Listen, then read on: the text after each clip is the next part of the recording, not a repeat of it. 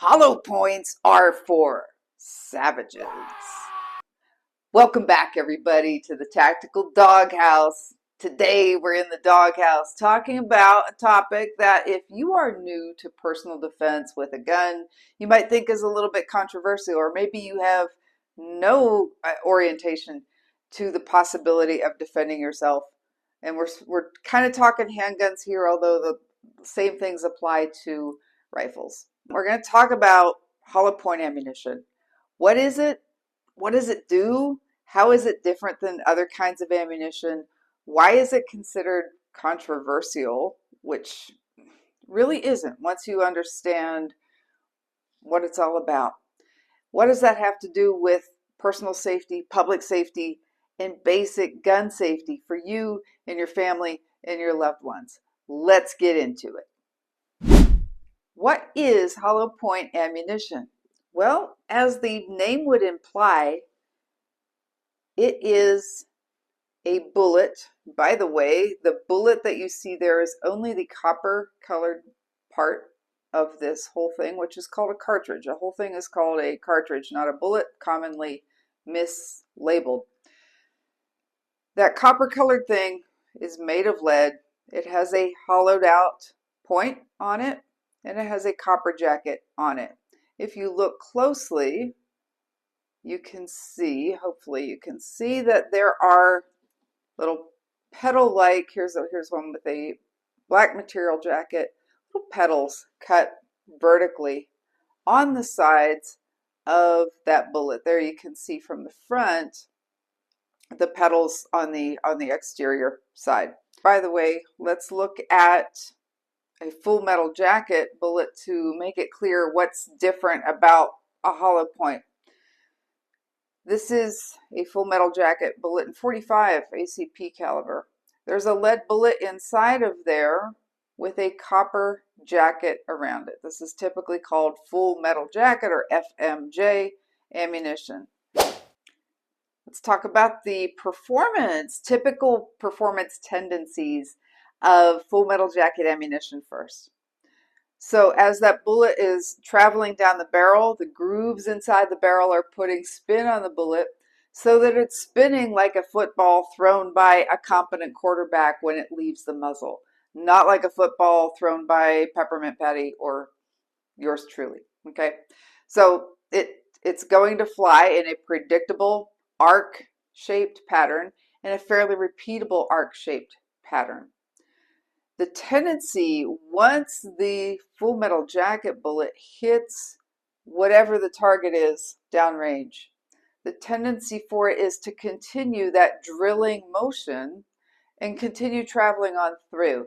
Will it travel on through? Maybe, maybe not, depending on how hard the thing that it is that it hits, how far away it is, how fast or slow that bullet is going at that point in time. A lot of possibilities for variance there. The full metal jacket bullet is going to travel through the air in much the same way, often a little bit faster, because these cartridges tend to have a little more powder in them. It may be traveling with a little more oomph by the time it hits the target, because sometimes the grain weight, bullets are the only thing that's measured in grains. It's an arbitrary weight designation reserved only for bullets. Anyway, typically full hollow point bullets have a higher grain weight rating. What happens when the hollow point bullet hits its target is it wants to expand or mushroom out to about 1.5 times its original shape if it is a handgun caliber bullet. And what you're looking at here is a bullet that has been fired into a 16-inch gel block. This was what was this? I think it was a 40 caliber bullet fired into a 16-inch long gel block. It expanded quite nicely, made a pretty little flower there. You can see the lead expansion inside. You can see where the copper jacket has peeled back exactly as it is supposed to. When I started preparing for this presentation, I had a real rifle bullet that's actually traveled through the flesh of a big game animal before, but In my true ADHD fashion, I managed to lose it right before hitting the record button. I'll probably find it here in a day or two, and maybe I'll do an addendum to this. Anyway, where does the controversy come from? Understanding now how bullets tend to behave once they hit targets, you understand. The Full Metal Jacket bullet tends to want to make a drill bit hole and go on through, potentially go on through the first thing it hits and go on to something else. You can see the safety issue coming up here, right? If you're smart, okay? The hollow point bullet wants to expand and dump its ballistic energy into the first 15 to 16 inches of the first thing it hits if it is a pistol caliber bullet. What are we thinking about with 15 or 16 inches? About the average human torso, right? Or the effective necessary places where you would begin to do hydraulic damage and begin to cause a sudden drop in blood pressure and hydraulic pressure inside a living threat or a living thing that you need to eat for supper. Obviously, people get a little bit upset if we're thinking about things that want to dump their energy, do a lot of damage to flesh. But let's think about what the alternative might be. Do living things, particularly things that are intent on hurting you, are they going to move in a violent encounter, in a vicious attack, and a threat to your life? Yes, that threat will be moving most likely.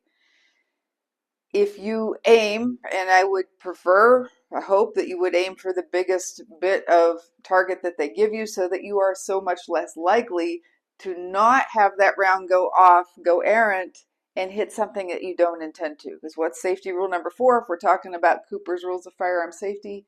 Be sure of your target and what's around it. People think of behind it, potentially around it. I like that language better. So the bullet goes into the intended target. If it's a hollow point bullet, its tendency is going to be to expand and dump its ballistic energy right there. Its tendency will not be to continue on and go into something else that the person never intended to hurt. So there's the obvious safety concern, okay? Is that a guarantee that it's going to stop in the first thing it hits? Absolutely not. If you hit me in the arm rather than the torso, will that bullet rip on through my arm and go on to the next thing? Yes. Yeah. If the Full Metal Jacket bullet hits the center of my torso and I happen to have a jacket on that day that's providing a little extra resistance, could it potentially dump all of its energy there and kill me or some other threat dead with one shot? Yes, absolutely. There is no guarantee. It's simply a ballistic tendency. And as self-defenders, we want to use that to our advantage in terms of firing less rounds to solve the problem. Less rounds fired is less risk to bystanders, less risk to property around there. Hollow points fired is less risk of a round over-penetrating its initial target and going into something else that I never intended. So the next time you hear somebody say hollow points are for savages or whatever variant of that they come up with, set them straight and make it your choice. My recommendation is if you are a person who carries a gun for personal protection and it's legal in your jurisdiction, make it your choice to carry hollow points. They are more expensive, but potentially get the job done quicker when you need to defend yourself and protect other innocent parties and property as best you can. That's just my take on a slightly controversial subject. Again, there are other kinds of ammunition we haven't even talked about. There's wad cutters, commonly used in revolvers. There's frangible, and at some point I'm going to do a whole other presentation on frangible, but that's a special one. We'll save that for later.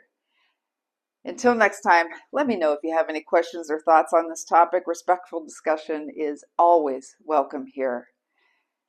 I'm Eve at the Tactical Doghouse. Until next time, y'all take care.